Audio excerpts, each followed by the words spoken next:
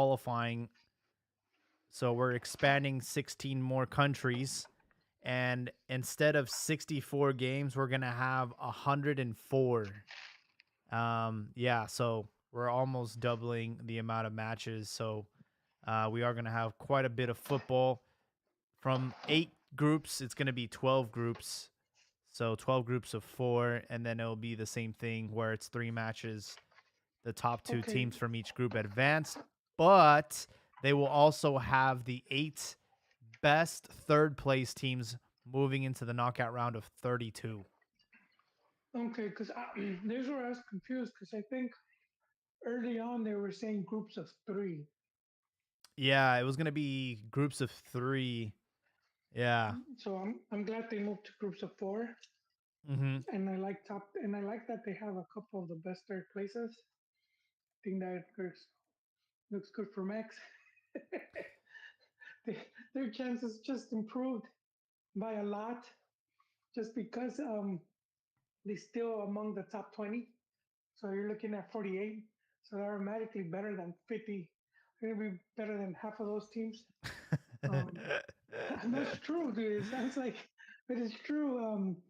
I mean, of course, Mexico's goal is to be better than the top five, which valiendo madre. That's that's that's where they hit the stop, where they hit, they go face first into the wall. But I do see them doing the quinto partido because odds are they're gonna get an accessible team in that next round, and then they should win an extra game that they hadn't before, and then who knows? 48 countries. That is quite a bit.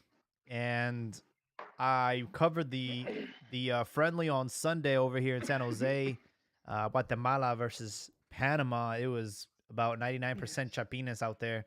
And I was Okay. looking at both of these countries. I know Panama, they qualified in Yeah. 2018 and it was the first time they had ever qualified and it was a big deal for them. And Guatemala, I don't know, have they ever qualified for a World Cup? No, they never have. And The only Central American teams to have gone to the World Cup: Costa Rica, Honduras, and El Salvador. wow. I saw a familiar face, Joel. I saw Flaco Tena. Nice in the sidelines, huh? Yeah. I actually have photos of him when Chivas came out here to play in Sacramento back when he was coaching Yeah. Chivas. Then he got canned. But glad to see a Mexican amongst what was like a 99% Chepin crowd out there. And Yeah. who knows, And maybe he can get them to the at least the like the final. It's not a hex anymore, right? It's a, like octagonal. but this is the thing. Um, U.S., Canada, and Mex already qualified. Yeah. So off the bat, you're getting rid of the three strongest teams right now in the region. So Hmm. that opens up possibilities. And it's what, three more tickets that CONCACAF will have? They have three to fight for. Yeah. Three. So I mean, I do think it's strong possibility that we will see a new team because I mean the other teams they can still be strong. Panama, Jamaica, um, a lot of those teams, like Honduras, they they've been to the World Cup. Well, I Costa think they can Rica, get to obviously, and at least like the final qualifying stage, right? yeah. No, but I'm saying there's that they have a fighting chance Hmm. that they don't have to face those other top three, the top three teams. Um, I still wouldn't rank them above the teams I mentioned. And I think one thing that's been against them is I would say the physical, you know, Yeah. like Honduras, Costa Rica, man, they even Jamaica, they have some really physical, really tall, strong players. Hmm. Not this Chapines, man, they're pretty short.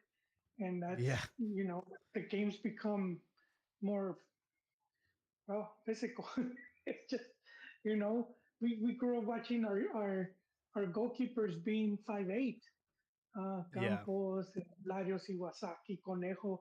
All those are 5'8", and you don't even see that in Liga MX anymore. They're all 6 foot and above. It's all that Um, Clembutro. Klimbut. No, it's just how the game has changed.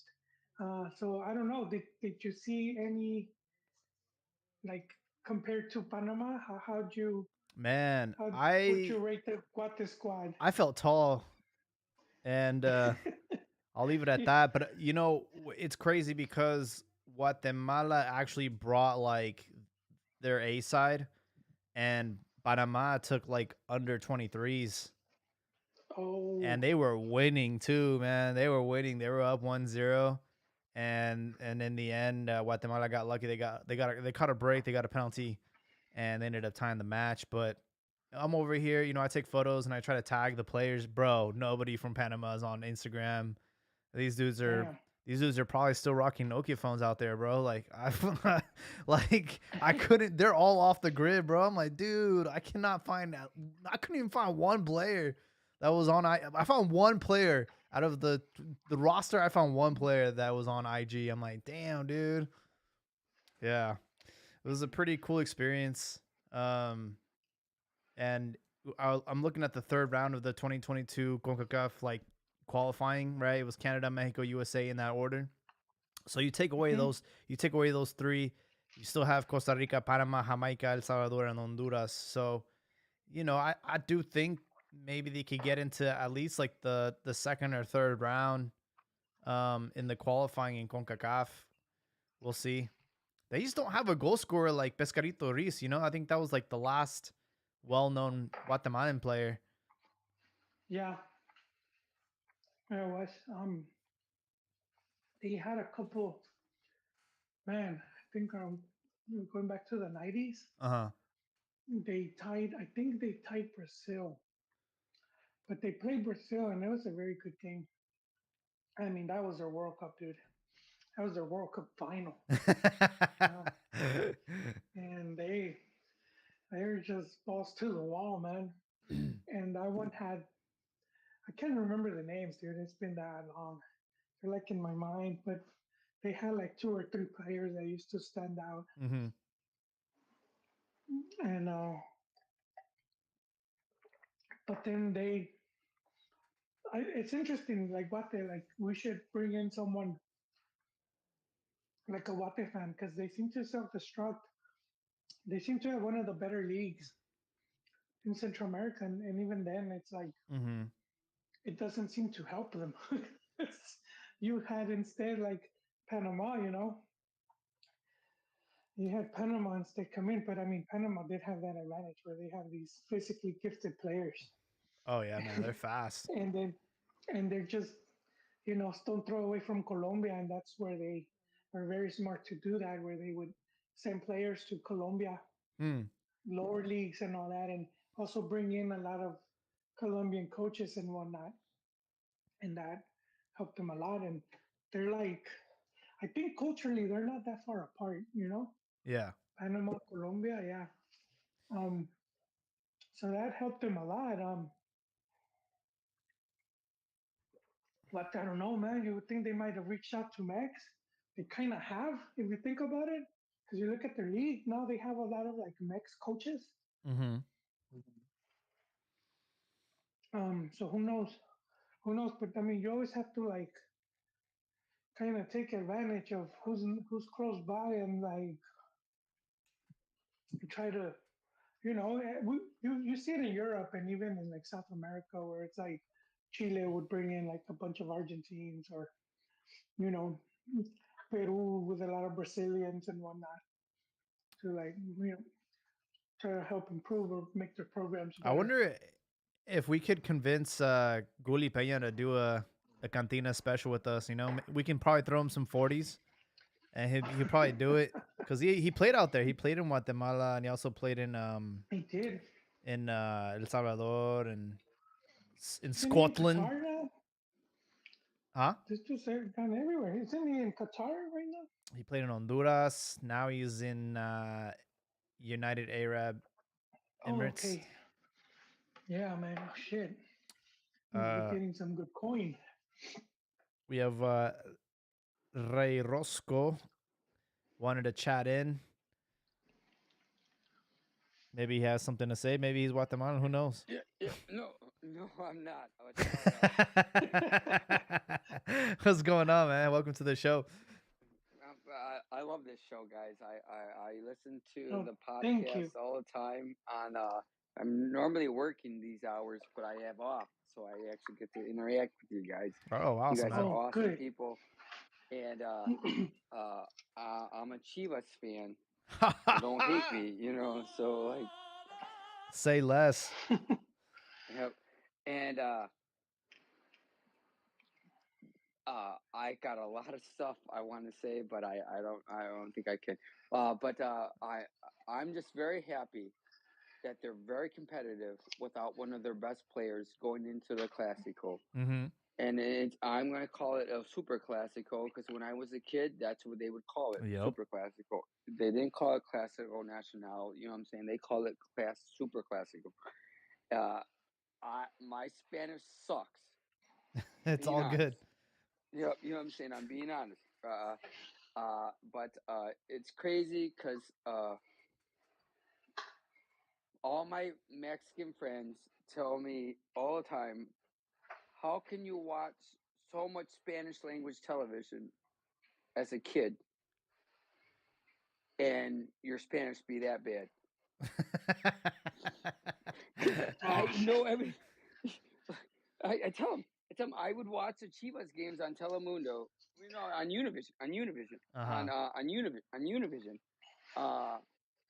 And then I watched Sábado Gigante. I watched, and I would watch the Johnny Canales show. My mom was a waitress Oh, at a snap. Mexican You're taking restaurant. it old school.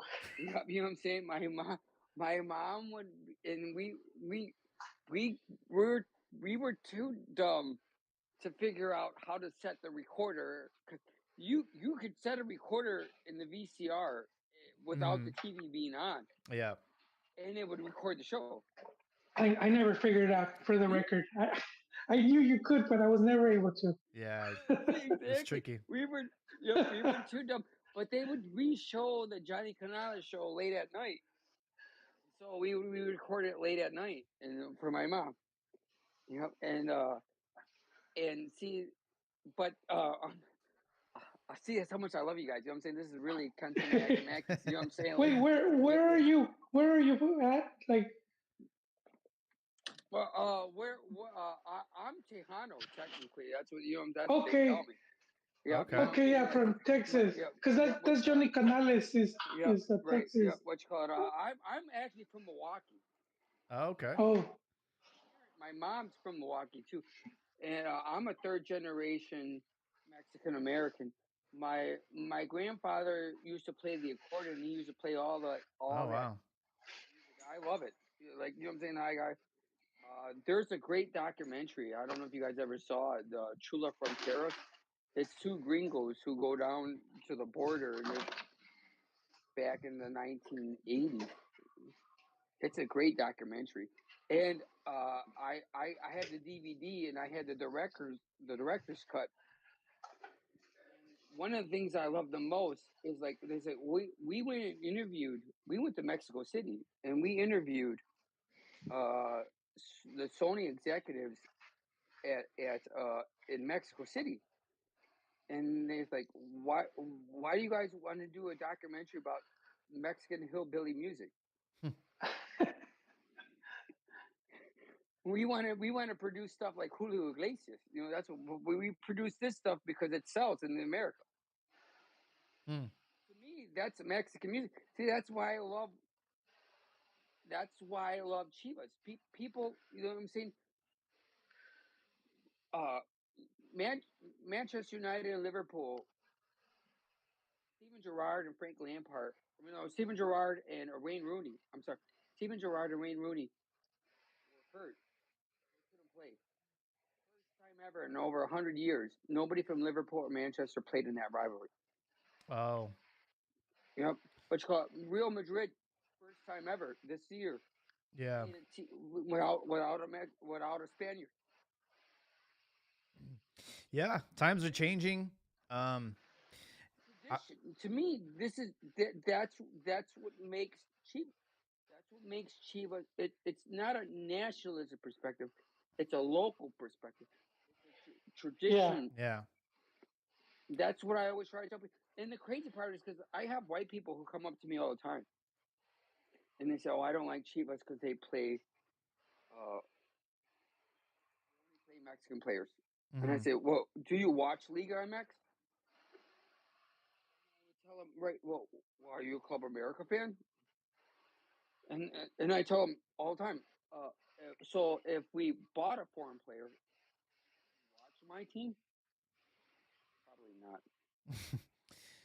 Yeah. It's a thing No, that but always gets you're brought up. yeah, you're right. It was soccer was very regional, so the Right, players were from the actual. They right. were like if it was That Manchester, players were from Manchester, and it slowly became where United Nations. Now you had teams and players from all over the world, right, and that wasn't the case because for a lot of right. years it was Yep, they had like a limit, just yep, three or right. four foreigners, and now like you said, it's the whole squad now, Right. And and what I always tell people is, you bought a foreign player, know that the Vergara family can produce a quality team. You know what I'm saying? We can be a shitty team like Pumas and buy, you know what I'm saying, like and buy foreign players, right? You know what I'm saying? Like, and they're in the heart of Mexico. You know what I'm saying? Like, they're Yeah. a poor team. You know what I'm saying? Like, who? And so in that aspect, that's why you know what I'm saying. I used to do the Mexican dance as a kid. You know what I'm saying? I used to do Bailo de Floricos Oh, as a awesome. kid. Yep, you know what I'm saying? Like, and it was tradition. What we did. My mom did it. Yeah. We all did it. You know what I'm saying? Like, and so it's cultural. To me, it's beautiful. You know what I'm saying? And a lot of people don't look at it that way, and I don't understand that perspective. And I know when it comes to, but see, and this is I got this great story, man. What you call it up? I was in Cancun, Mexico, and I wore my Chivas jersey, and the bartender was an America fan, and he said, "So I'm not serving you. I'm not serving you." Right? Yep. Right. And joking around, he served me. You know what I'm saying? And then and then woman who just threw up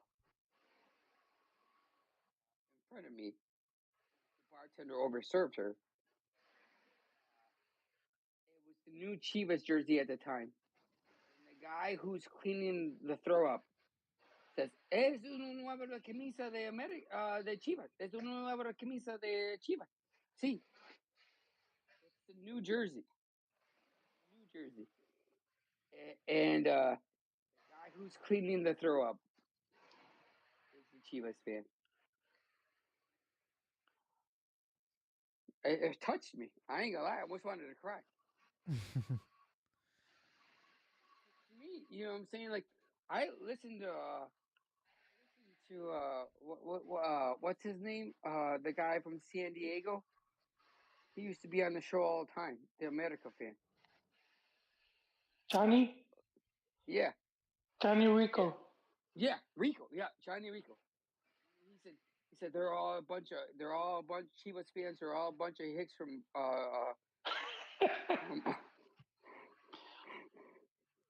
Michoacan. And, but guess what, man? To me, collar worker, Mexican, these high rising. Yeah. I'm gonna leave you. I'm gonna leave you at this. I'm gonna tell you my joke in Spanish. A ver. Okay. ¿Sabes por qué Club América no ganando el campeonato el año pasado? ¿Por qué? Yo fui para una casa de curandero. con una bruja también. Yo tengo un guacalote en una mano, un rosario en la otra mano. La tres del mismo cuarto repita, sana, sana, colita de rana. No ganando mañana. Thanks, guys. You're Hey, awesome. thanks, man. Thanks for hopping on, Yep. and we appreciate all of our listeners, man. So, well, hopefully, we'll get you a dub on the weekend. That way, we have some bragging rights for next week. Um, but a great segue into the Clásico. I did want to bring up a point about how much shit has changed since I was a kid. And I think it has to do with the passing of Jorge Vergara. I think he brought a little bit of rivalry back into the Clásico with like the bets and the shit talking. And now in And the 2023, billboard. yeah, now in 2023, man, we had a podcast that was hosted by Chivas, and Henry Martin was on there. And they're over here like respecting each other, and oh, which player from America would you like to, would Chivas like to have, and what player from Chivas would America like to have, and talk about like who your biggest idols you think are for each club. I'm like, where's the shit talking, man? Like, I want them to start talking shit, and you're a freaking drug addict, and you're probably taking steroids, and you Yeah, know, yeah. I want I them to be know. making fun of Henry Martin's got 10 goals and he doesn't show up for the national team. And come on, man, like where's the fight, man? It's not, and you're right. They used to be. They used to do interviews, and they used to throw shade, back and forth, and things would get heat up, and you could tell sometimes if it got to a player during the match because then they would start like, going hard on each other or, almost throwing hands. You would see like even like the bench rush into the field, and they would have to like separate them. Yeah. And we saw some of this, what you're talking about, this buddy buddy system, with when Oribe Peralta was at Chivas, and it's after the match, and where were they caught in the tunnel? They're just cracking jokes or something, Yeah. and and yeah, you're right. It's lost some of it, and that was part of it too. The directiva was the one that would not allow you. They would even a lot of times they would not even allow you to exchange shirts after the match. Yeah, now they're like, somos seres humanos y tienes que acordarte que al fin del día, somos compañeros en la selección. I'm like, bro, fuck that, man. At least make up some drama and like, make it a little bit interesting. You know how they do with like the fights when there's not really much of a rivalry. Like I remember to make things spicy, it was Sugar Shane Mosley and Ricardo Mayorga, who's always been like a clown, right? And I guess I, Yeah, I guess Ricardo Mayorga like slapped her, like the other guy's ass, like the wife, and damn. he's like, I want you to beat his behind on Saturday. He's like, yeah, baby, don't worry, I will. I'm like, even if that was like scripted, like, come on, bro, I want to see a rivalry. I don't want to see this buddy buddy holding hands and stop the Yeah, violence. Like, nah, bro, like well, that's. you need to talk some I saw shit. I saw just a bit of the clip where they asked Martin like, "What do you think of Tim Guzman?" And he said, "Es un crack." Hey. And I was like, he should have said, "Es un crackhead." You know, he's just lucky to be here. he, he should be in this Narcotics Anonymous meeting. Um, but you just said it.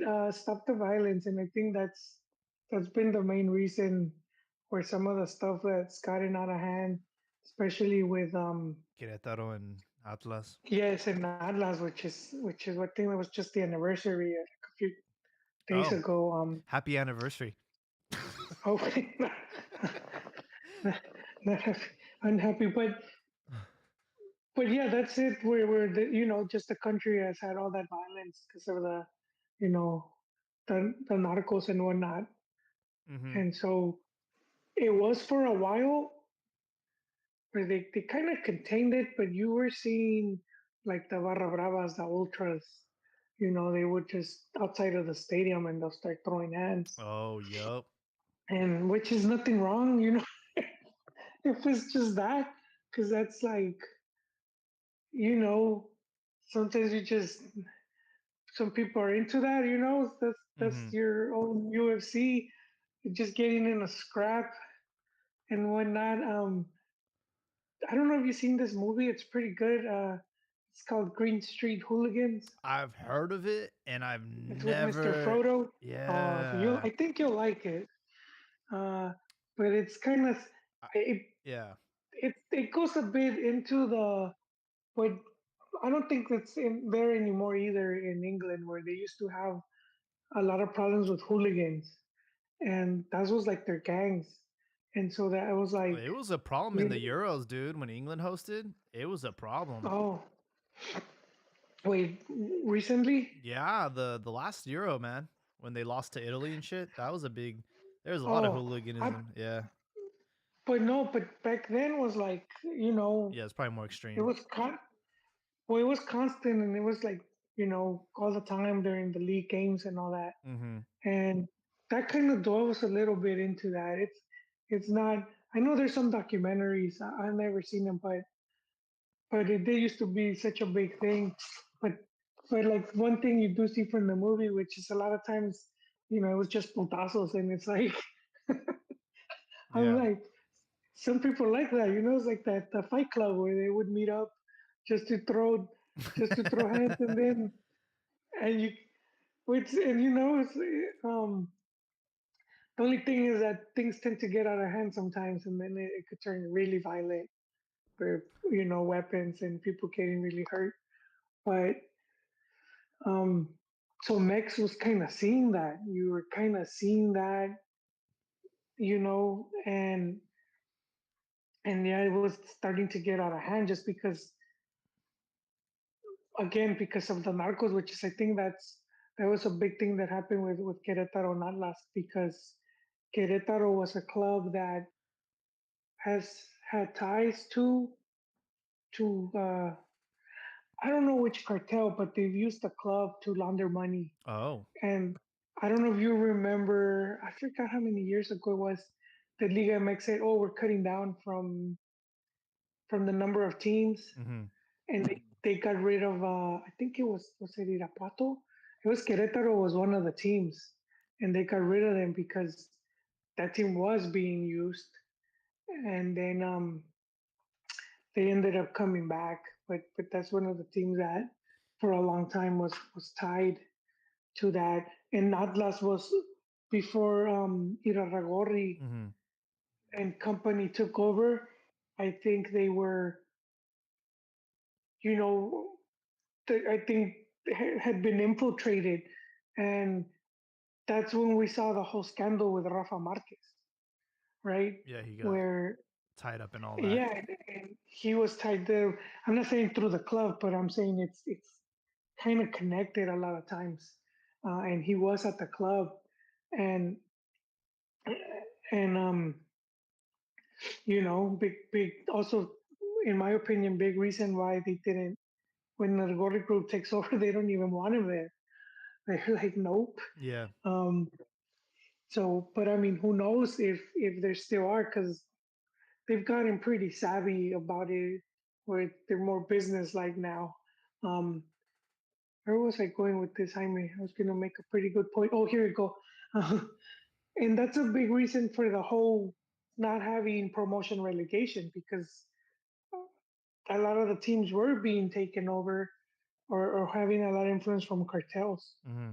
And so it's easier to regulate the league and the owners and all that if it's just that set group because that's it's been well documented. Like you could find a lot of examples of like owners or I I think there was the players from I think yeah the Querétaro from back then said the way they would pay them was like a black SUV used to pull up What the fuck? and yeah the players had to go into the truck and they'll pay them inside and they'll pay them cash. Super sketch. El Mencho. Imagine having that as Oh your my. boss. Have you seen? What is it? Is it the guy that's talking shit to the police chief. You seen that clip? The No. police chief's like, "Who's this?" And it's like, "It's El Mencho, you fucking idiot." Oh, And yeah, yeah, yeah, he yeah. starts talking mad shit, Soy Mencho, and the way. cop starts Yeah, yeah. he I starts seen. apologizing, and he's like, I played that clip on here I, before. Yeah. I could just imagine that. None of the players are gonna complain, dude. If that's your boss, they're like, hey, they haven't paid you in 3 weeks. I'm like, oh fuck it, dude. Yeah. Bringing it back to El Clásico, I have a few theories as to why it's lost its luster, why it's lost its spark. We've obviously talked about like the first one, with the whole narco violence and trying to keep everything peaceful in Liga MX. But I think the two big reasons why this Super Clásico has sort of lost its luster. Number one, and this is the big one, the protagonist and the antagonist. We just don't have those characters anymore. We don't have a Bofo. We don't have a Cuauhtémoc. We don't have an Osvaldo. We don't have like those players that represented the club and would give us a little bit of extra. You know what I mean? We don't have those players right now. They just don't Yeah, exist, and it's because kind of like how I can't even say it. Rey Orozco had mentioned how these players that are representing the club now, they may not even come from the region anymore.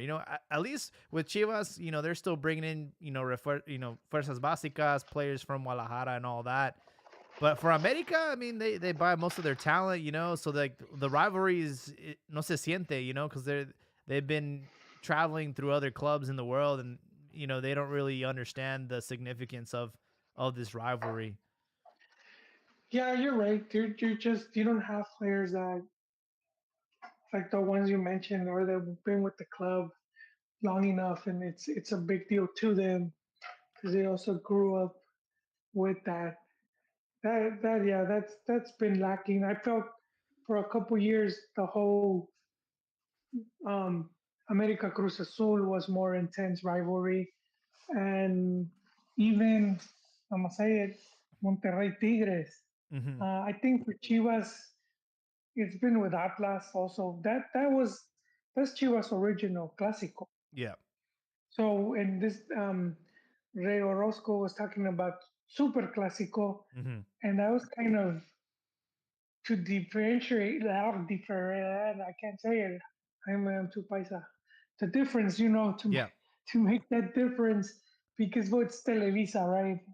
And so it's like, well, how can we make this rivalry the main one? So let's just call it the super one. But the Chivas Atlas goes far back. There's like a derby. They're crosstown rivals. Not even crosstown. They share the stadium. Yeah. They share the stadium. They're like for a lot of for a long time. So that was the big clásico for Chivas, and it still is. But then America, of course, they took center stage, and so then it, it and yeah, it is obviously even if they used that name, it did become it because those were the two more popular teams. Hmm. Yeah. So that's the other obvious, the obvious one. But it wasn't always the case. Like it wasn't always the case. So, ultimately it gets to that point where then you don't need, you don't gotta like to kick it now. Yeah. It's, these are, truly the team with the most fans. Um, So the damn, Jaime. the other point I was gonna say, so again, lack of like characters or protagonists within the squads right now. And the other one, and this is more of a Chivas problem, is that we've been sucking it up for such a long time that it hasn't really been much of a fight. You know what I mean? And it's taken a Yeah, it's taken a while for Chivas to get to the point where they are now, where they're actually relevant in the league and they look like they're competitive. And I think that's been the biggest thing is holding it back. Obviously, America's been in much better form in recent years. So now that we have the team sort of at the same level, I would say Chivas right now are probably at a better level than America. now this seems like a promising matchup on the weekend compared to other years where we were not doing so well.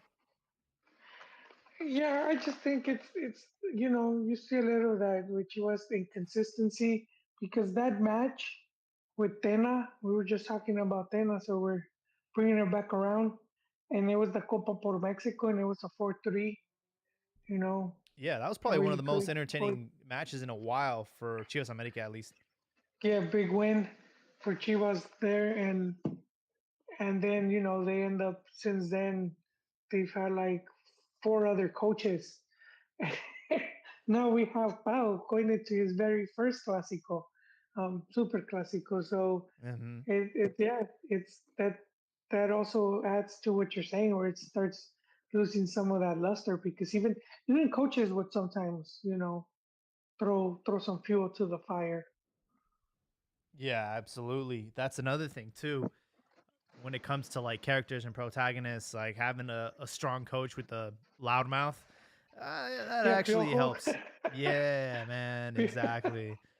And another thing too that we're probably never gonna see again is controversy when it comes to refereeing. Now you have VAR, right? And back in the day, like, hey, I'm not gonna lie, I'm not proud of this, but one of my favorite moments was, one of my favorite clásicos was Chivas playing America in El Azteca, and it was a back and forth match. Ramon Morales like had a penalty kick, scored one, that had another one, missed it, and it was back and forth, back and forth. Chivas ended up like having the lead, and then in the very last minutes of the match, last seconds actually, there was a chance for America to tie up the game, and Reynoso with both his hands blocked the ball from going into the net, and they got away with it. We got away with it, man. It was the most controversial like shit ever, and everybody knew that it was a handball. But back then there was no VAR, so they let it slide, and it was one of my favorite classicals of all time. You don't have those anymore. Yeah, yeah, you're right. Yeah, I You think miss. both of your points go hand in hand as far as like no antagonist and hero thing like that. It speaks to the fact, like you said, Chivas has been booty cheeks. So how are you gonna have an antagonist in Chivas? America has had the players. When Oribe Peralta was killing it, Yeah. even with Henry Martin, Chucho Benitez, rest in peace. But the whole time, it's like I've always felt as a Chivas fan is like, all right, let's see if we can upset them. Everyone's thinking they're gonna smoke us. Let's pull off the upset. It was never like a clash of Titan versus Titan, Yeah. heavyweight versus heavyweight. So yeah, I think they both go in hand, and also we're in that cancel culture now. They don't Uh-huh. want the players to say anything that Oh, might come off promoting violence, because then if the fans get in a fight, they're gonna blame it on the I team. see. Yeah. Yeah, And I think they're also trying to go the more professional route. Like this whole week, all the events they're doing is giving me like Super Bowl vibes. Yeah. Like, because I think they're trying to go that professional route and just on the marketing, maybe spread the brand in the sense, and which I think that will help. If you want the Clásico to be on the same level as River, Boca, Madrid, Barca, that marketing you're really gonna need it, and violence doesn't help. Because if you look at the other Clásicos outside of South America, most of them are pretty chill. Like you yeah. don't see Manchester United Hey, what players talking Liverpool shit to did to Liverpool Manchester players. was not chill at all. 7-0. N- No, I understand. Yeah, but you don't see him really talking shit before the week or Yeah. during the yeah. The only shit I've seen Liverpool talk is to Madrid, and they always come up short. Well, I mean, what's Casemiro gonna talk about Liverpool, bro? He's not even from there, you know. So it's like they're like Ray Roscoe had mentioned. These players are not from there anymore. They're not Scousers and Manx anymore. It's globalized. Yeah, and The they one, don't. yeah. And, well, just really quick, and even in Europe, they priced out a lot of these hooligan groups, because they used to have like cheap seats or sections for them, and they pretty much priced them out, and it's just very expensive. So you don't really have these fans that would like the rowdy ones going, on the weekly. Now they Yeah, did when they could afford a ticket. Now they're stuck somewhere. Who knows in what seat? nowhere near their mates. Yeah, those fans shouldn't be allowed. I mean, you want like rowdiness, like the chants, insulting the other keeper, call him a pole dancer, his mother a pole dancer, whatever you want to do. But where it's to the point where it's no longer a family event and like you got to go by yourself with other men, you can't like go with the wife, the kids. At that point, you don't want that either. I mean, you want like shit talking, but still within somewhat of a healthy environment, not where people can go out and take their anger on. Because you remember the barras? Most of them wouldn't even Yeah, watch the game. They'd Yeah, be like with their back to the they field, be just talking shit. shit. Yeah, I was like, what are you guys doing, man? but they're holding a flag and they're not. Yeah. You can't see shit. Or they have the flares with all the smoke and you really can't see anything. And then they're all shit faced because they've been drinking 2 hours before the game. Yeah. I remember like every time there'd be a Clásico out here in the Bay Area, whether it was in the Pac-Bell Park or San Jose or Oakland, like if you went to those games and I went to those games as a kid, like you better be ready to square up, dude, because there would always be fights breaking out. Always. Always, always, always. It's like you just had to be ready. You had to be you're ready to fight. Even as a kid, bro, you had to like just be ready. Like you talk shit, you're gonna get punched. It's easy as that.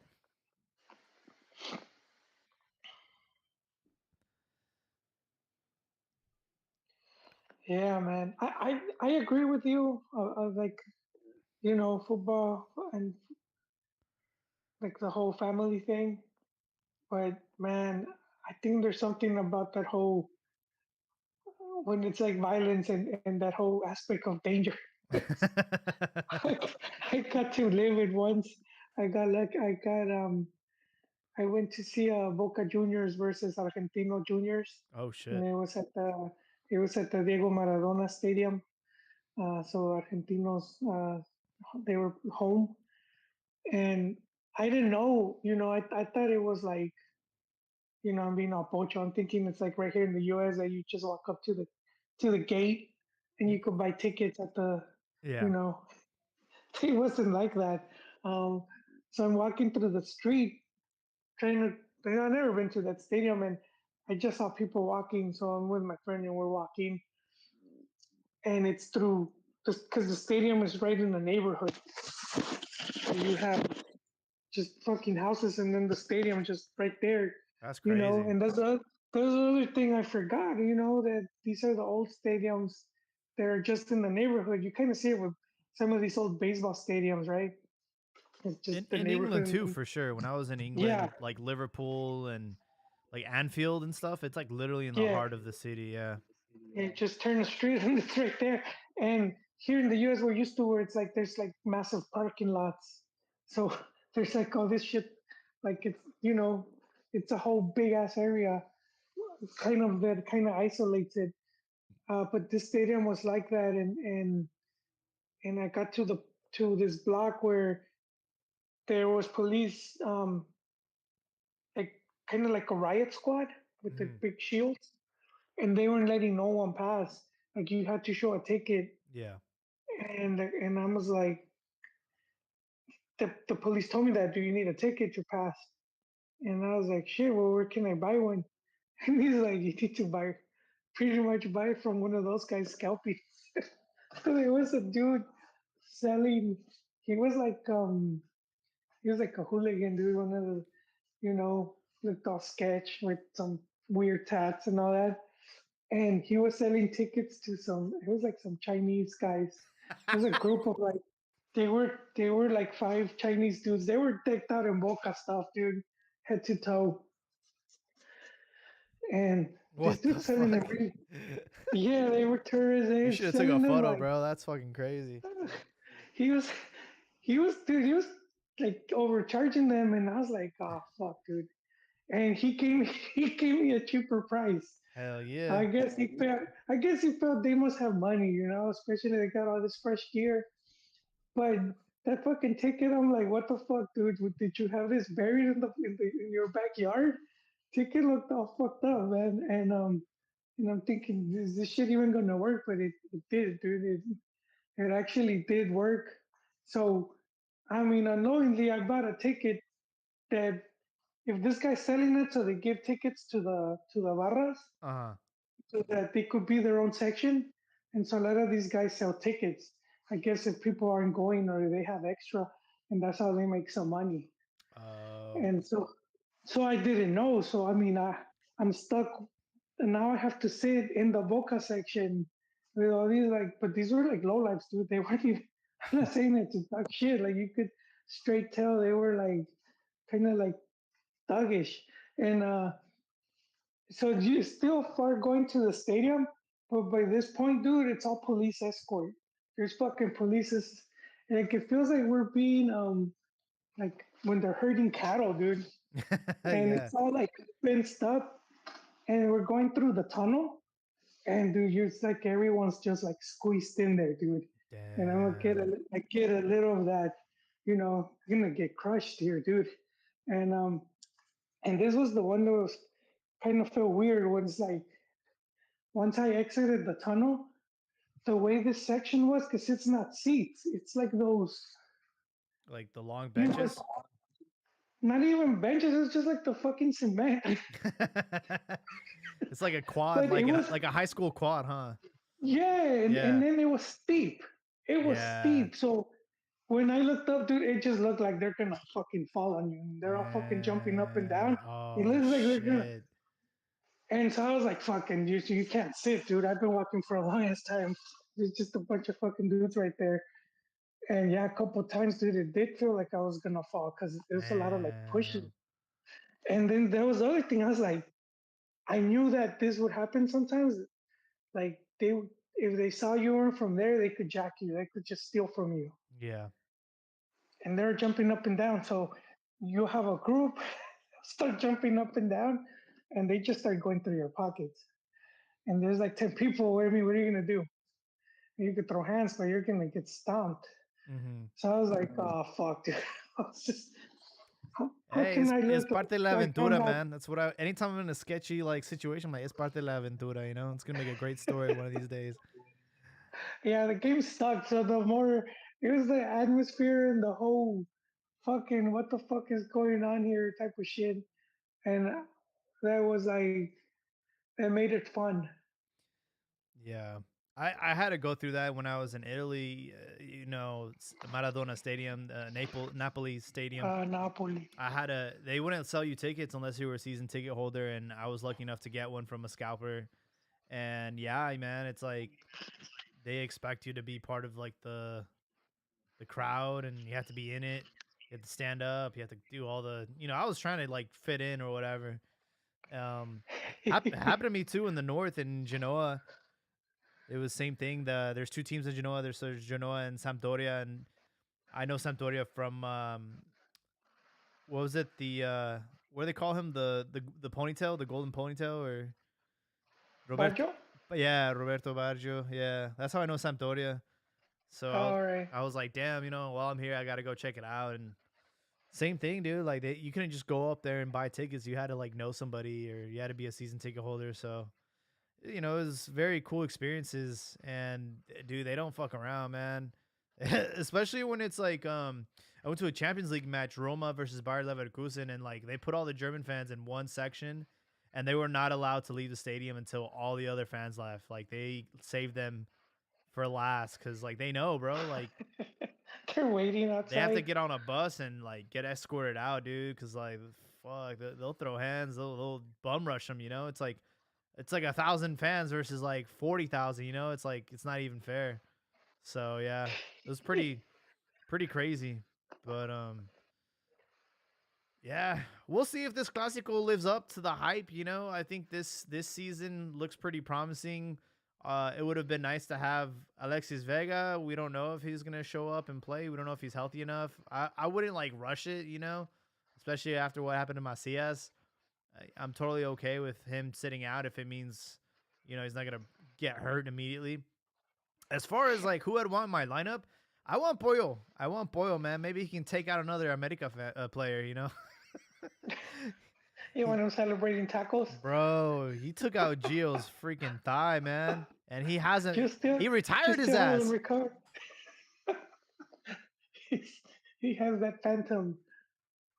like when the shark bites someone's leg off and they say they have phantom limbs, they feel like the leg still. He's, he feels he has a chunk. It's bad, bro. Damn. Yeah, it's bad. Um, kind of want to talk about Alejandro Zendejas. Not a big deal, but today he finally announced his decision that he will be suiting up for the men's national team, the U.S. men's national team. We had talked about it a couple And, episodes ago. dude, they have no coach. How they convinced him? How, what they tell him? I don't You know, know. if you're making a decision, supposedly Coca talked to him. Really? So he got to yeah, so he got to talk to one coach Hmm. who who talked to him on the other end, dude. Federativo, like, can they even, They have can like they an even? interim, no? I don't even know. It's like, hey, I will guarantee you 10 games or something. I mean, let's be realistic, right? If he's looking to get into the 2026 World Cup, his best chance is with the US team. I don't see him as far as the depth chart. He's not even. I wouldn't even consider him for the national team, for the Mexican national team. Who would you put ahead of him? Well, he's a winger, right? So we have your usual suspects, right? You have Tecatito, you have Chucky, and then from there you have the Liga MX. You have Antuna and Piojo Alvarado. So those are like kind of like the four that I would pick over Sendejas, unless he can play Yeah, another position. But so you're just hoping there's an injury. One of those guys isn't gonna make it. So there's always injuries and whatnot. Bleeding. yeah, You always end up missing. there's also the possibility that you have a Linus, or Marcelo Flores. I mean, you don't know. A lot can happen in the next like 3 years. So, I would put Sendejas a lot closer than Flores. oh yeah, Where for is sure. Flores, dude? Is he still under 20? I have no idea, dog. I know he was in Spain and he couldn't even get minutes there, and now I have no idea. I was sold, dude. The L3 fans sold me on this dude. The hype machine. It's just because he played for Arsenal, man. Let's be real. He was doing good with the U20s as well. It's not like he was doing trash. He was Hmm. scoring and assisting. Yeah, but under 20 is never like you know, that's especially if you're like, okay, so if you're 18, 19, and you're still with the under 20s, it's like you could look at all the top players, the really, you know, good players. They're already in the first team. Yeah, And a lot but of them it's not starters. saying that he's gonna be elite, but there's also a bunch of 20-year-olds that are in the under 20s, and no one knows who they are. They're not excelling whatsoever. Yeah, So it's more like he's Mexican and he's excelling in the Arsenal U20s. Or what you want to be like Ness, same thing on the first team and not getting any minutes for 5 years. but I bet Lainez would also excel at the Betis under 20s. I don't He know. would be like their leading goal scorer. Looking like Ness, I don't even know if he would ball out in the Arsenal U20s right now. Yeah. Linus Nice. got a scolding from Gignac and everybody was trying to blow it up, but it's just drama. Yeah, they gotta chill out on Gignac. He needs to chill out. He's acting like king of the world all of a sudden. It, But it's I his don't know. team. Yeah, it's his team. He makes the rules. He makes the decisions. You can clearly tell. Uh, Not just like Ness. He also like what's the other guy? Quinones. Hmm. He's always cagando his palo también. Like if he messes up on the pass or doesn't feed him the ball, Hmm. he's like it. You gotta respect what he does on the field, Gignac, and what he's done number wise. But I don't know if I'd be a big fan of playing with him. Yeah, it's kind of like how Chicharito became after Real Madrid after his stint there. He became this like crazy ego maniac, and you saw it a lot in Leverkusen. Because he started to score a lot of goals, he felt like he was the hot shot, and he was starting to like yell at his teammates, and he became like a locker room problem. And same thing on Galaxy. I heard he's like a locker room problem. So He's he's like he feels like he's gaming now. Like when he's, he's playing Modern Warfare and talking shit on the. Yeah. Well, your mental coach cucks you, gets your girl pregnant, so you gotta take the anger out on someone. Oh, I know, man. That is a home wrecker right there. Yeah. So also with the U.S. team, I think this is a sort of a cautionary tale. Do not let your dad speak up for you, bro. Oh my God. Claudio Reina speaking up and putting Gio's name in the mud. And there was a report that came out, a 40-page document about the incident. And it's just like, bro, this is crazy. This is like a novella, man. Yeah, his parents just made him look like a little bitch. Like, they had to because even from the U17 World Cups, they were saying that they were complaining about his playing time and things like that, and that the dad would consistently text coaches and directivos, and then he would call to apologize and vent. So it was just like somebody that you didn't want to have around. And it's like, who is this guy? But same thing with what's his face from America, Sendejas. I don't think Mexico's missing out on anything. I think he fit well into that America system. I think he's like above average. But I think the biggest concern would be for Mexico if it's 2026 and we're like, oh wow, we did not get Sendejas, we screwed up. It would mean we're doing terrible then. Sendejas, honestly, I talk shit on Lainez, but I see Lainez more talented than Sendejas. A lot more talented. Yeah, absolutely. So I don't think we're missing out on anything. No. And I think Sendeja, same thing. If he wants to play with them, he's gonna need to get called to. He's gonna need to go over MLS or Europe because he was doing well with America, and he wasn't getting praise from the American media because and then looking like Jordan Morris up in Seattle. Everybody thinks Jordan Morris is like God, and what he do? Because he played at Stanford, so they think he's like educated and baller. Mm-hmm. Jordan Morris will continue to get chosen over Sendejas. But I think Sendejas wants the whole USA dream. He has to leave Mexico. He's not get that respect. Yeah, I can see him going to the MLS. That's a very realistic destination. I'm not sure what happened with him in America. I know that he kind of started off with lightning in a bottle, scoring goals and whatnot. Um, Now I don't know. I don't know where he's. I don't watch American matches, so don't really care. I know at one point he played for us, for Chivas.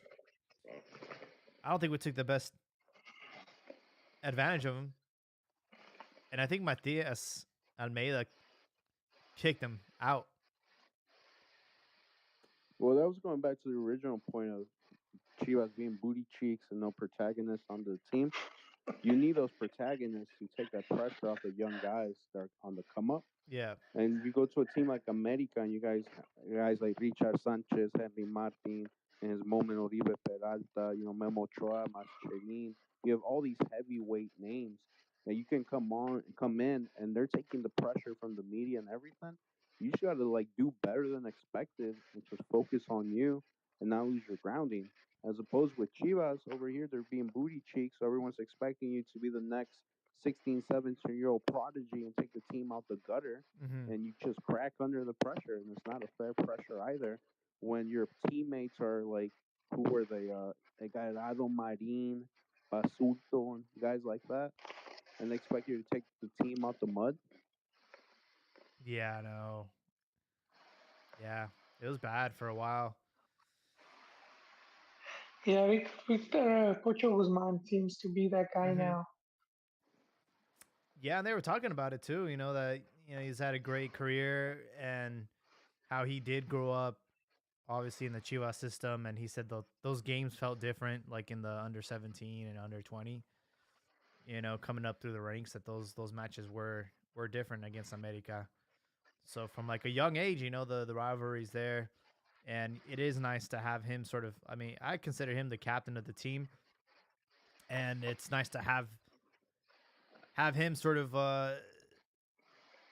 take the baton and see how far we can go. Um, Excited about the match. There's also a random cup that was announced today, sponsored by all states. It's like a continental cup.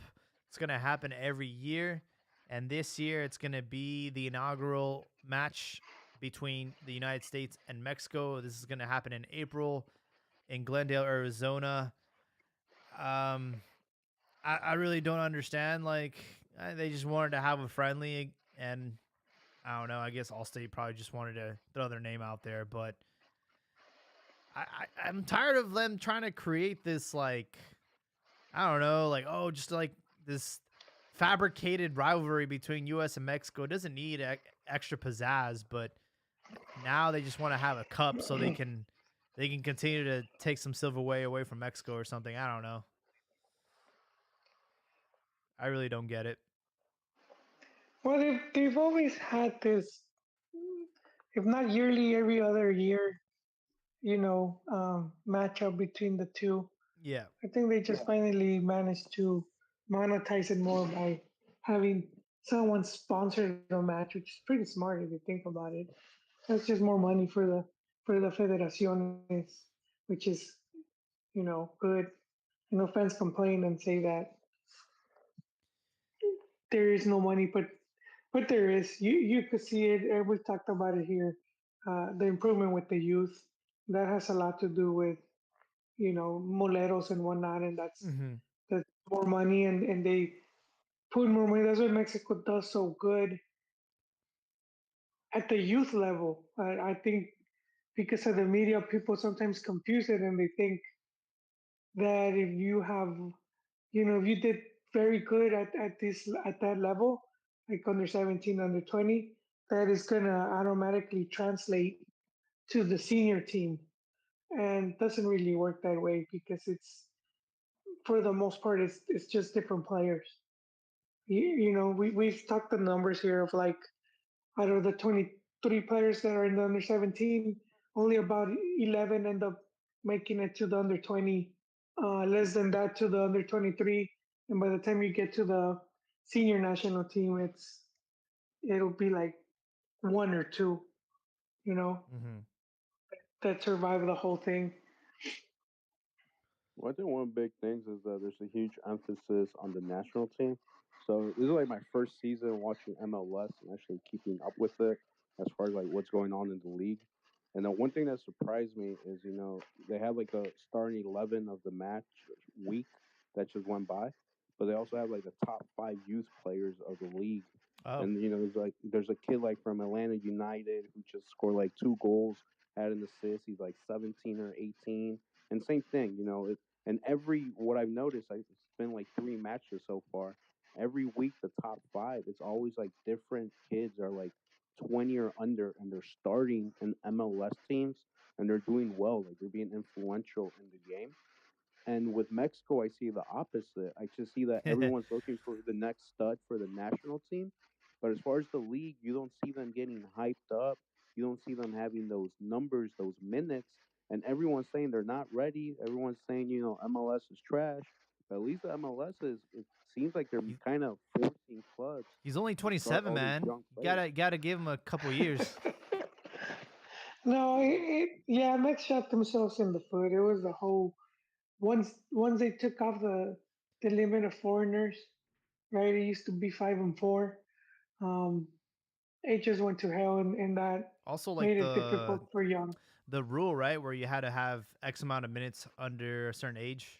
Every club was held to that. Okay, even that rule, I'm saying that wasn't even enough to make up. Ultimately, you need, because you would end up with one or two players that would just play all the games, um, which I guess is better than not having any. But ultimately, you need as many players as you can getting an opportunity, Hmm. and you're just not going to see it with teams, and they make a lot of money through the transfers. That's how they Hmm. make a lot of money. Like just especially if it comes from abroad, you get a South American at a cheap price, and then you could sell them for double, triple of what you got them for. Oh yeah. Um, and so that's the whole business of it. And for the local players, like, and then that's why the local players end up being they cost even more money than they should just because there's not that many. It's like they they created this thing and it's like they sort of don't want to do away with it, even though they talked about doing reduction. But what was it like? Maybe one player like, from 11 to 10 or something like that. It's ridiculous. It has to be they have you have to have as many players as you can. Um, I'll say a good example is like Uruguay.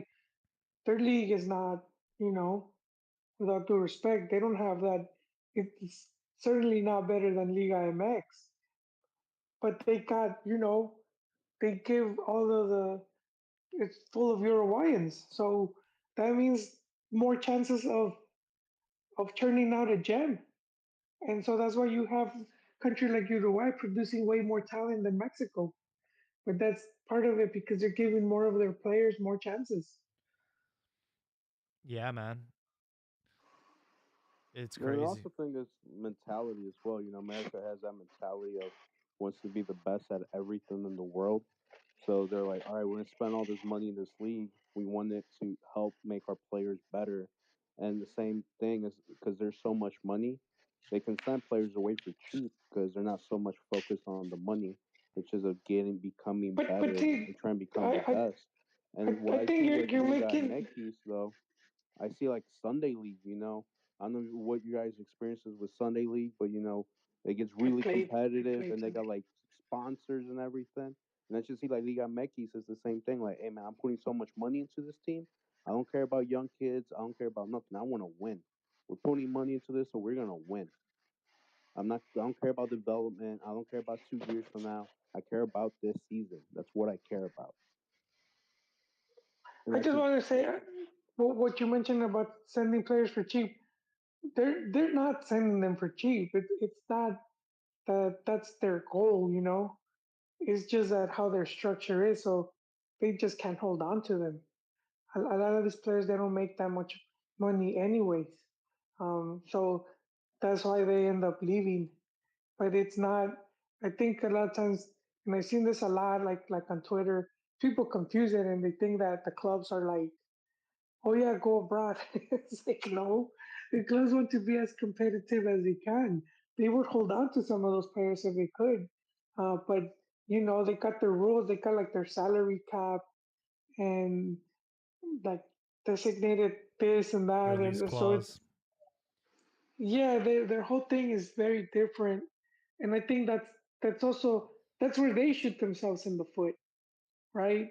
Because then it's gonna be hard for some of these MLS teams to make really competitive teams, and sometimes you see some clubs that are able to do something sort of like Galaxy when they brought Zlatan or they brought um, Beckham and some of these teams sometimes, but for them to have like a really good team to have 4 or 5 like let's say South American internationals, it's going to be very difficult because of all these rules they have in place. Yeah. Yeah, it's interesting to see what the next 3 years are going to look like. I know for sure, piggybacking off of what Al Pastor says, like America wants to be number one. They want to be the best. And what a great opportunity they will have in 2026 to host the World Cup. And I'm sure that they don't want to be embarrassed, right? And they're probably going to be held to a high standard. Uh, And and for them, they're Jaime, hard to be embarrassed when there's 48 teams. You, you're the host. You're gonna get you're gonna get a really weak team. I guarantee you that. well, what I'm saying is USA is going to probably try and push as far as they can. What that looks like is maybe, now that there's going to be a round of 32, round of 16, they probably want to get into the quarterfinals. Who knows? They might even try and push for semis just because of that American arrogance. But at the end of the day, you can kind of see that they're taking this project serious. They might not have a coach right now, but I would say that they probably do have an advantage over Mexico. Um, with us, I don't know what's gonna happen. I don't know if Coca's gonna be like a Jaime, long I just term. had something. Yeah, go ahead. Right now, you're talking before I forget. You're talking about how far they want to get. What are the odds of Mex and US facing each other in one of these round of 32 or round of 16. I need that rematch, Jaime. I don't know if that could be a possibility. I'm not Why sure. not? It's all these, yeah, unless you think they're going to be in the same bracket. Well, that's what I mean. It's like, when's the last time two countries hosted? Was it Japan and Korea? I don't know how those brackets were set up, but I I know, and this is three hosts. I wouldn't assume. I would assume that they wouldn't want them to match up until like deeper into the. But if you're, don't you want them to match? Yeah, for sure you do. Yeah, absolutely. We'll see. We'll see what happens. Another bright If, or silver lining with this stupid friendly or cup that they're gonna have in April is if Mexico loses this shit, bro, you best believe Diego Coca's on his way out, bro. Like, there's no way they're gonna let No him. if they lose way. what? The All-State The Classico? All-State, the No. Isn't that next month? the prestigious All-State Cup that was Yeah. just announced No, today and invented probably 48 hours ago. no, it's not. He. It's wait. You have the what is it? The nations. What the hell, man? So Nations many League. names. Yeah. Okay. Yeah. There you go. You have Nations League, Yeah. right? And then they're gonna have another Nations League, I think. But this is the serves as qualifier for um for Copa America. So that's gonna be the big one right there. If you miss that one, then yeah, he's for sure I gonna be thought we out. were No, how invited they to gonna? Copa They, America. nah, they did like they're doing it like a qualifier just to make these leagues more saucy. You're Um, lying. nah, they just released Oh, the wow. yeah. So that's gonna be the big one right there, man. He's gonna have to put that one in the bags. Bro, If you don't get that one, do you know how upset Conmebol would be if they're like, all right, you guys are allowed to everyone come will in, and then Mexico misses out, bro? They'd be so pissed. everyone, man.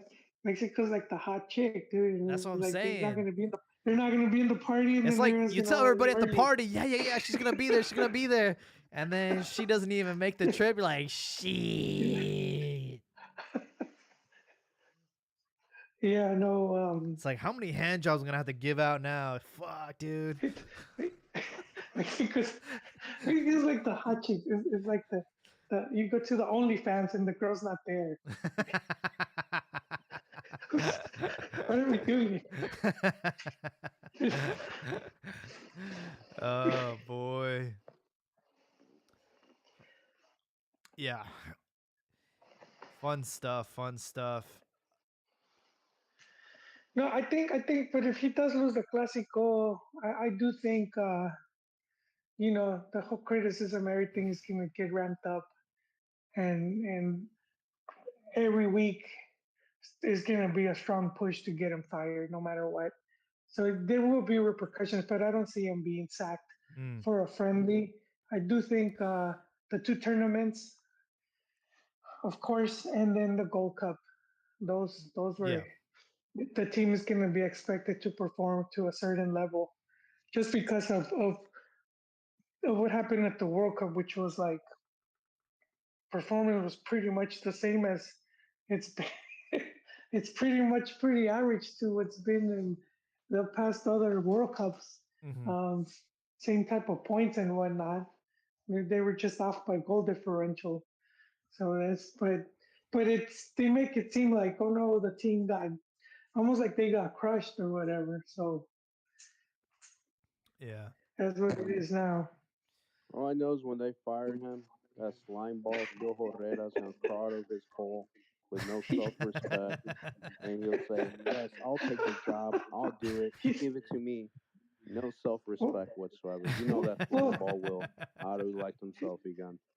well, his boss is in the comisión right there, right? Yeah, but he was doing The his whole political propaganda. Then they tell him to shut up, to calm down, he did. and then he's like, "Oh, okay. Well, you guys let me know. I'll be waiting."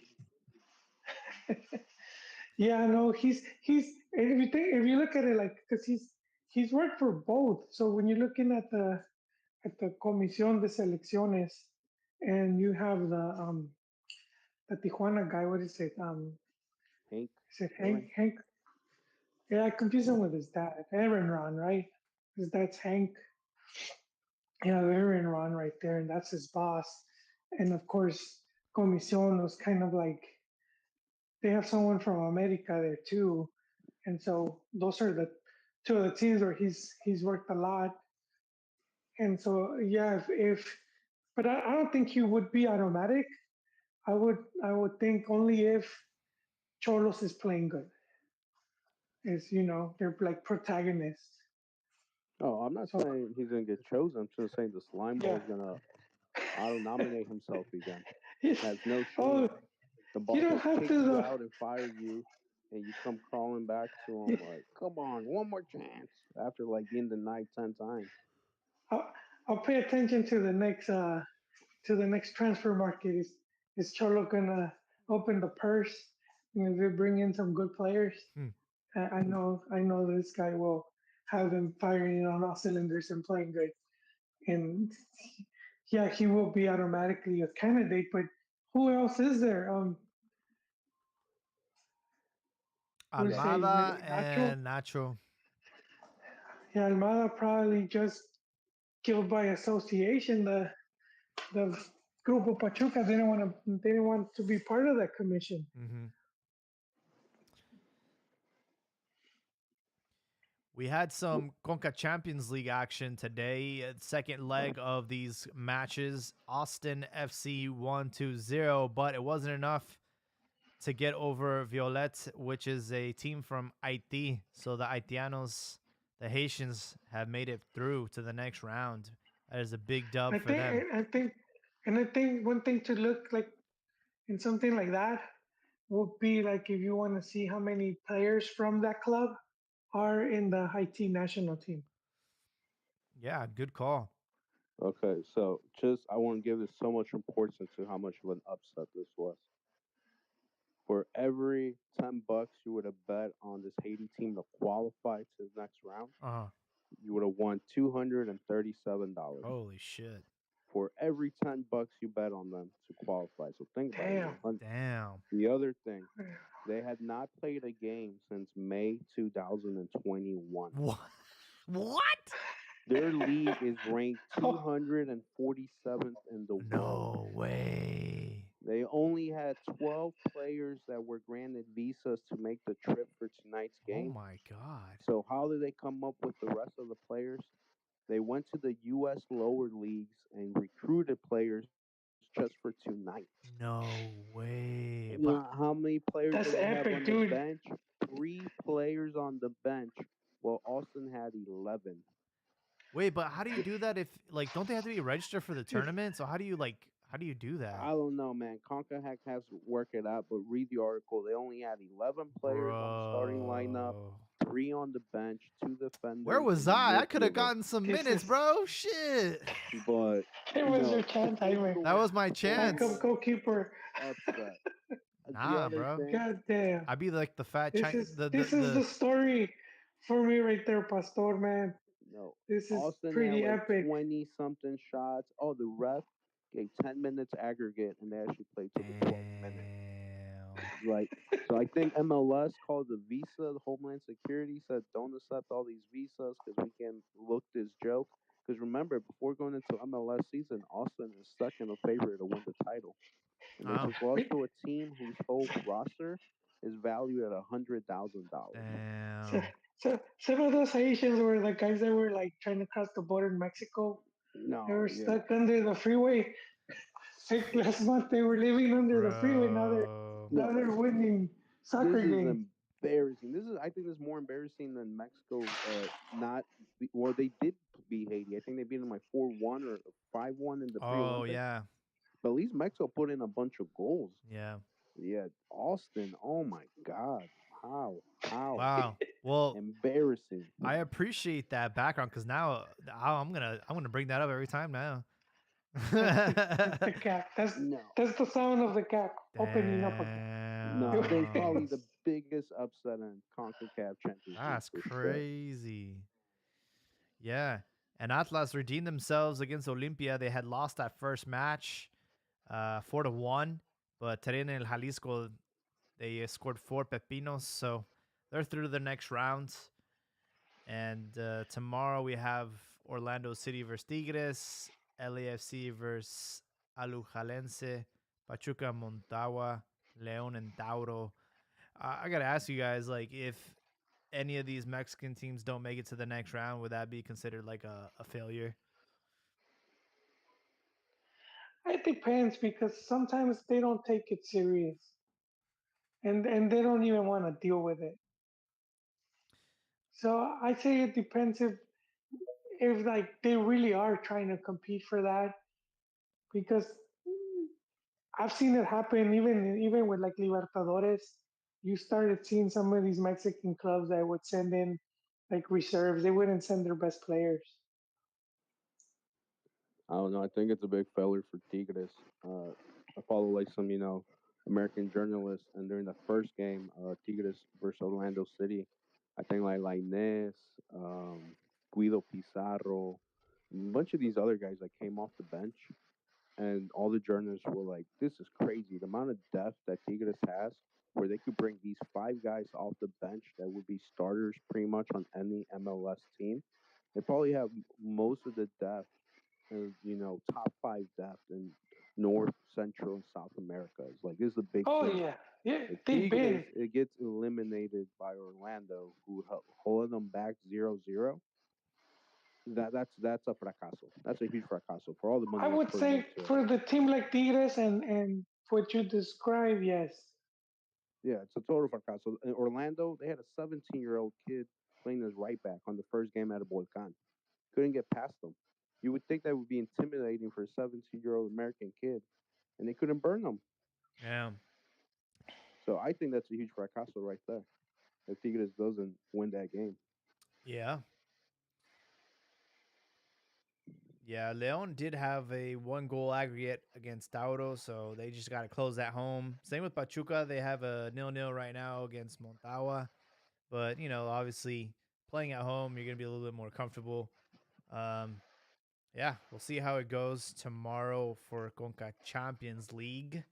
But I'm definitely going to keep an eye out on that team from IT, man. That's some crazy. That's a crazy story, man. That is No, crazy. I was cheering for them. I was watching the game. I'm like, oh my Hell god, I yeah. hope they pull this off. Pull it off, please. And when I saw the ref give 10 minutes, I was like, hijo de tu madre. And then it was 12 minutes, and he was still letting them shoot. I was like, oh, this is fixed. That looks Just like like Damn. that that. Atlas game. Go watch the highlights. That game was fixed. I'm too. gonna pull up the highlights. I'm gonna check them out, man. That's actually pretty crazy.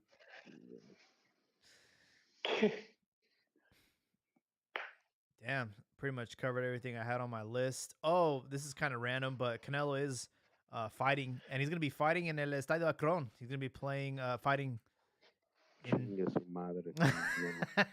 Bro, he's ruining our stadium. It's Because that already means, ruined yeah, for the field Liguilla. gets ruined, and then a couple Um, dudes get injured is when this? they play the following I week. think I think the season will be over by May. All No, I need is Is it I think it's over by Pocho now? stepping on a Isn't that pothole usually and playoff time? I actually don't know. April. Let's see. Scrolling. No, you're right, dude. Damn, it's gonna be around the same time. So he always fights like around Cinco de Mayo. I think the fight's on the 6th, and the last regular season home game is on April 30th. So yeah, just in time, just in time for Liguilla, man. Do it. just move the game to the Jalisco, man. I know, right? Even I mean, Atlas I don't can need over there. I don't need Pocho stepping on a pothole and there goes Chivas season, dude. Hey, that's true, man. That's I what's don't gonna know why happen. he's hosting it. Why he's doing it? It's not even Guadalajara. That's a Popan, and he's an You wanna know Atlas why? fan, huh? Have you seen the guy he's fighting? The guy he's fighting is a bum. I guarantee you that fight would have sell out in Vegas. No, The freak. in Jalisco. No, but I'm saying it wouldn't. I don't think it would sell out in Vegas. So I think he's gonna bring it to Mexico because he knows he's gonna fight a bum, Well, and he'll fill up a stadium in he Mexico. he talked about how he always wanted to play. He always wanted to fight Guadalajara. So I understand that aspect. I But just because it's the most modern stadium. yeah, Jalisco I don't think has been renovated in but probably since it, 1986. it's kind of funky to have a boxing match in a soccer specific stadium. You know what I mean? Didn't Chavez have one at Azteca? I don't know. Yeah, I guess. If only there But was a way to no, he find did. that. He did have one of Aztecas, like 100,000 people that went to That's that match. crazy. But Azteca's, iconic. Yeah. I don't get it either. Imagine being in the nosebleeds of Azteca, 100 something thousand person trying to watch a You're boxing watching it. match.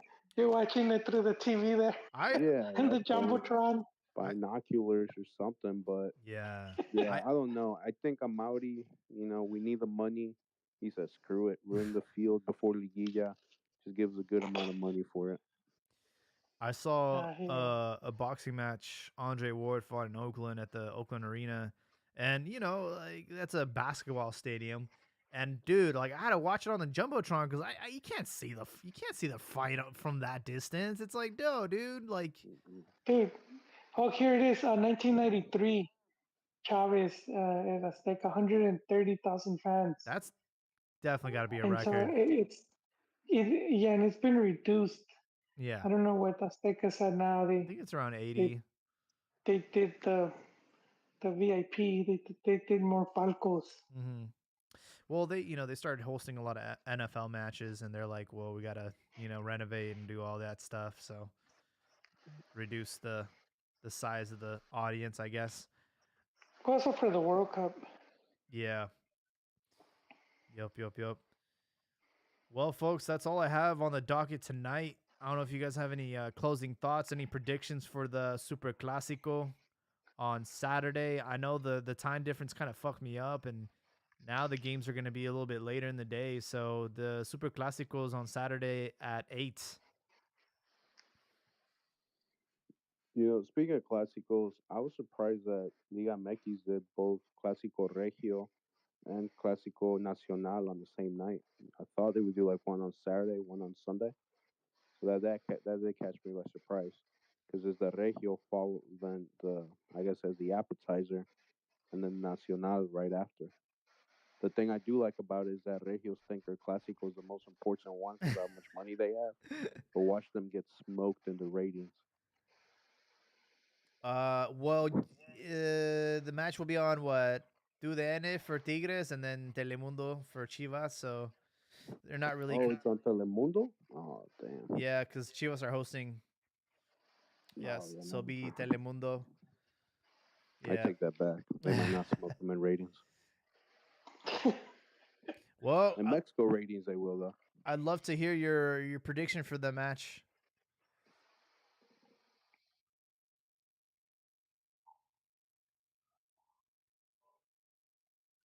Got nothing, Pastor? Are you scared? Oh no, sorry, I didn't hear you. Oh, my prediction for the match. Yeah.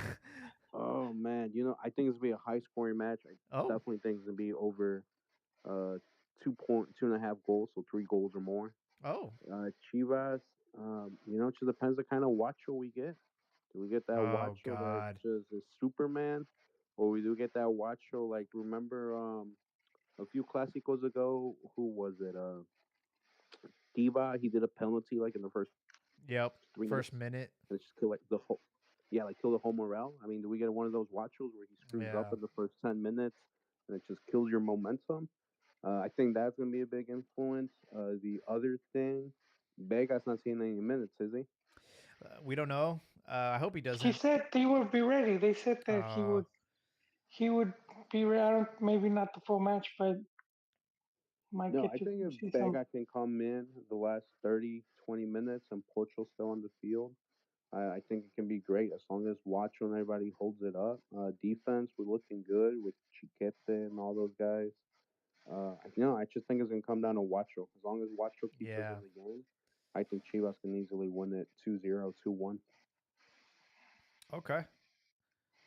All right. Joel, what do you think? I can't. No comment there, Jaime. Uh, I haven't seen one.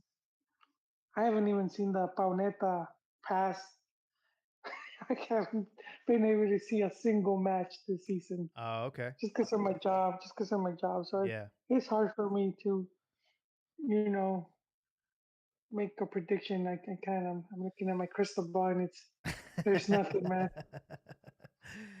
Yeah.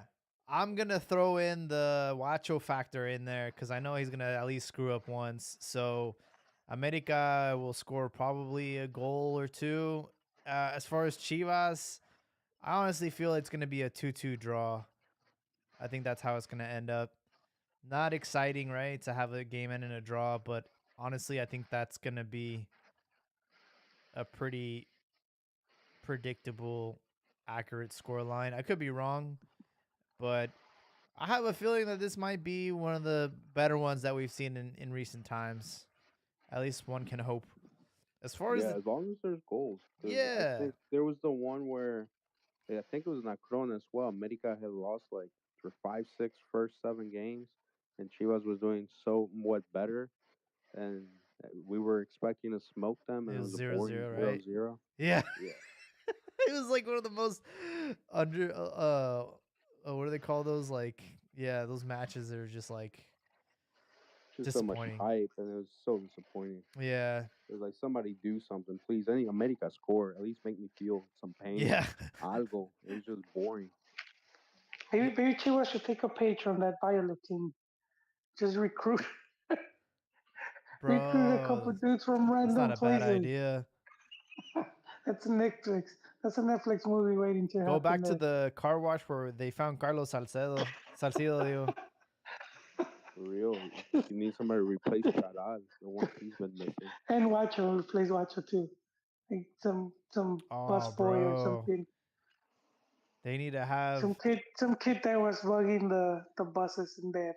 yeah. Those guys they asking for the Replace phones, that white can Daniel Rio. carteras y Nah, teléfonos. they need to get one of those kids that wipes the windshields on the cars during traffic. Bro, they got hands for days, dog. They need to get one of those kids for ball boys too, because pongan, smart, chingones, as be dirty. If America's on attack, throw the ball into the field, run off the field. That's what you're saying. That's I remember just really quick the whole Panama when they were about to qualify to the World Cup and they're playing the US Yep. and they're still attacking and it's like if they would have known how to like kill momentum and done all of that like just um I think they would have won that match. But then for the next World Cup qualifying, it's like you could see they learned their lesson. And I was watching one of their games where I think they would clinch it in this game. And I remember the ball goes off sides and I see the ball boy running full speed to get it. And I'm thinking, this guy's not learned their lesson. And the kid gets the ball and he kicks it right into the stands. And I was like, okay, they're ready. They're ready, dude. That's so And funny. sure enough, but yeah, that shit, dude, it's crazy. You'll be surprised at how many leagues and all that they do shit like that. Well, now I've noticed that they have designated like balls in certain parts of the field. So like they'll have like a Dude, little like cone there with a ball already like there. I think that happened like because of COVID and all that. But I do recall ah, a long, long time ago, back when Chivas used to play on Sundays on Univision, that there was a ball. It was still a live ball, but it was over by the flag, by the corner flag, and the ball boy grabbed it by accident. He thought it was out, and then the referee had to like warn him, and like they had to do like a drop ball situation. But yeah, I remember also too in Liguilla, Osvaldo would tell the ball boys to like slow down. That was the thing. But you can't do that anymore, man. Can't do it. Yeah, you can do it. You just get a red card. That's all. Well, folks, we definitely want to appreciate everyone for hopping on tonight, especially Ray Orozco. Really heartwarming story you told, and a lot of our listeners, and they've been with us since before I was hosting, man. So I definitely appreciate that. And we're always on Twitter with the Cantina handle now verified. And if you want to check out our website, Soccer Chronicle, I did take some photos of that Panama Guatemala match, and I'll also be taking some for the Chivas friendly on the 22nd over here in San Jose. As far as that, I'm excited for some Champions League football. We saw Haaland score 5 goals today, which was insane. And we do have a remontada with Real Madrid and Liverpool. Curious to see how that turns out. And of course, our only Mexican, I think, in Champions League, Chucky Lozano. They have a 2-goal lead over Frankfurt. So got some exciting football all week long. And of course, the Super Clásico on Saturday. Would love to hear you guys' predictions. So just tag us on Twitter or on the YouTube comments. But appreciate everyone and hope you guys have a great night.